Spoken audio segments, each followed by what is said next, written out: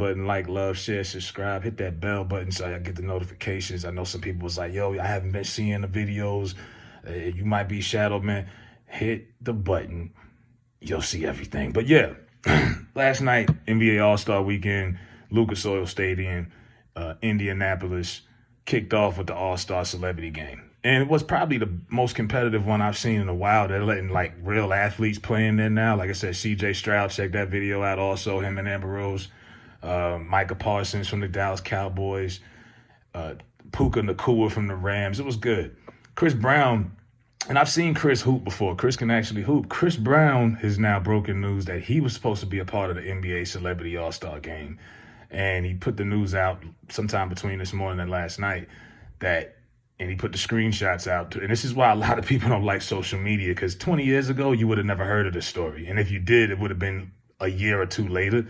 And he put out on Instagram, I was asked by the NBA to play in the All-Star Celebrity Game this year, only for them to call later and say they couldn't because of their sponsors, like Ruffles.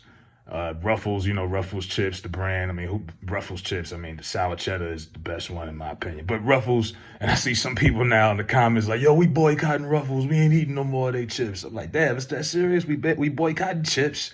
Out of everything we could boycott, chips.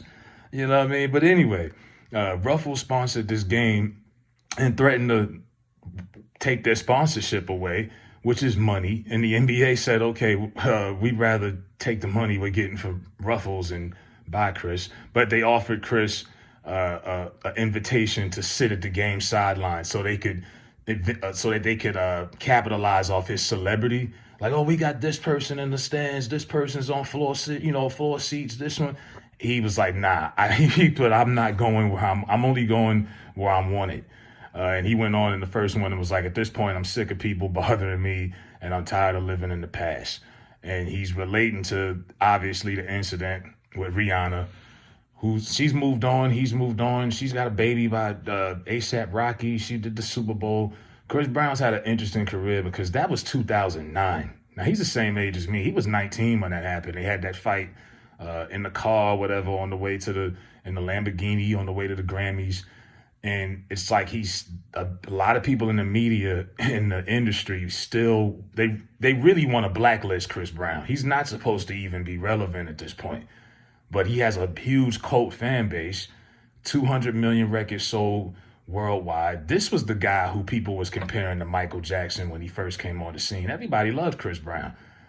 His dancing, his innovative. He kind of surpassed Usher as a performer early. Everybody was like, yo, Usher's nice, but this guy can perform his ass off to a whole nother extent. And they wanted him he was supposed to be blacklisted after that Rihanna stuff. He was not supposed to still be putting out hit after hit and all that. But they can't really cancel Chris because the people love him. So the machine has not been behind Chris since the early days. You'd have to go back to like 2005, 6, 7, 8, pre-Rihanna.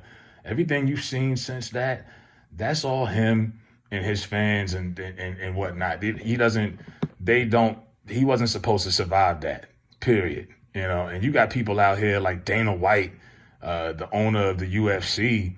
Didn't he slap his wife in a bar a year ago? It's on film. He slapped his wife. And he didn't get that much backlash from that. You got people out here that have done way worse or have done domestic issues that it's some reason it's wiped under the rug for them. But with Chris, they constantly just are holding on to that. You know what I mean? And the NBA was like, look, we want your celebrity. We want you there. But man, Ruffles ain't really feeling it, bro. And that's just the one story. How many times has Chris probably lost a opportunity because of one sponsor? Maybe one day we want him to be in the Super Bowl and perform at halftime. But then somebody will say, oh, nah, but remember that incident from 2009? 2009 was what, 15 years ago? Like, at some point, move on, man. Move on. So, Chris is frustrated because they've been trying to hold this man. They've been trying to hold that one incident against him and tried to paint him out to be like this psychopathic. He's got anger issues. They try to paint him out to be like this thugged out dude, and that's not the case, at all. But, he just does what he does. He performs. He does his music. Hell, he dropped the album, a year ago. He had like 45 songs on it.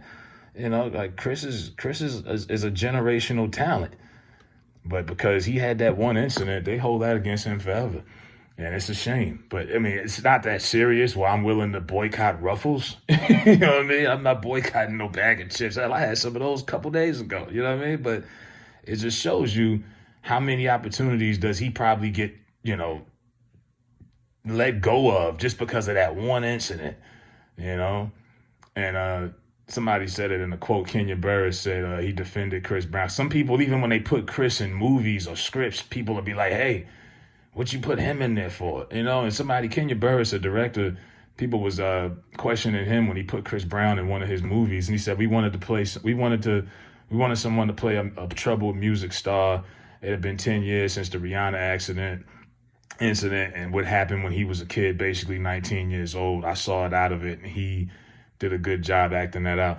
Yeah, man. You know what I mean? This guy was a kid, and y'all still holding that against him. Not justifying it at all, but you don't know the nature of their relationship. Hell, she could have been hitting him too. For all I was hearing, that's what it was going. It was a back and forth thing.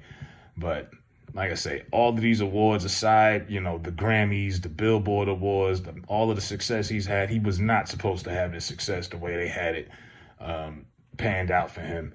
And I think that's why they're really mad. So they'll try everything they can to try to downplay him, and call him out, all this, he's got mental health issues.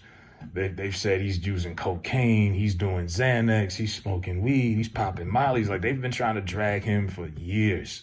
and no matter what, the people still keep supporting him because he's talented. And they like what he's giving out. So, it is what it is, man. But let me know what y'all think about Chris Brown. Does he have a point? He's like, I'm only going where I'm wanted. He didn't show up. It's not that big of a deal. It's the Celebrity All-Star Game. It's a joke. You know what I mean? It's like, it's the NBA. It doesn't even feel like All-Star Weekend, to be honest, but it's something to watch. But let me know what y'all think, man. Hit that thumbs up. Hit the comment section. Chris Brown being booted by Ruffles. Is it really that shit? Are we gonna give Ruffles? We gonna cancel Ruffles? Let me know what y'all think.